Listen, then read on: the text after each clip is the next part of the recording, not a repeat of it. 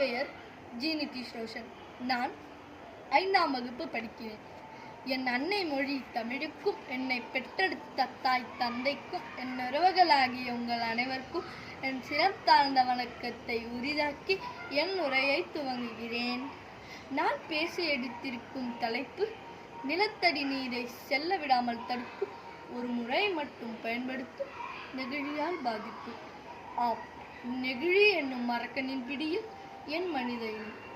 அழிவு என்னும் திசை நோக்கி வரும் சந்ததியர் பயணம். நெகிழி பொருட்களை பயன்படுத்துவதனால் அதிக அளவிலான சுற்றுச்சூழல் மாசடைகின்றது. நெகிழியானது ஒரு நான்-டிகிரேடபிள் பொருள்.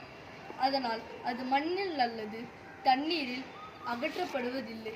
இவற்றை நாம் தூக்கி எறிவதன் மூலம் நிலம் மாசு அடைவது மட்டுமின்றி நிலத்தடி நீர் பூமியின் உட்புகாதவாறு தடுக்கிறது.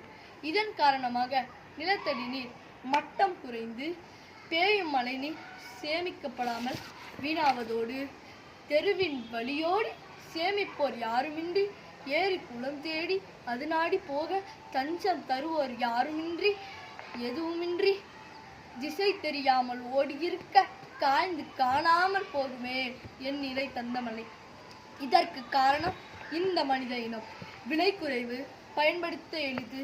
இதன் விளைவு எங்கு பார்த்தாலும் நெகிழி குப்பை.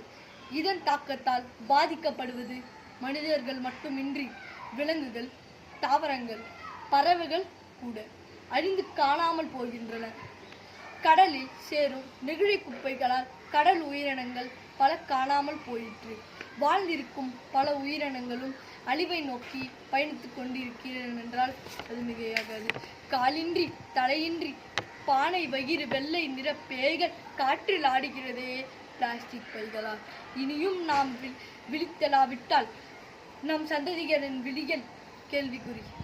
ஜன்மம் நிறைந்த சென்றவர் வாழ்க, சிந்தை கலங்கிட வந்தவர் வாழ்க, நெகிழி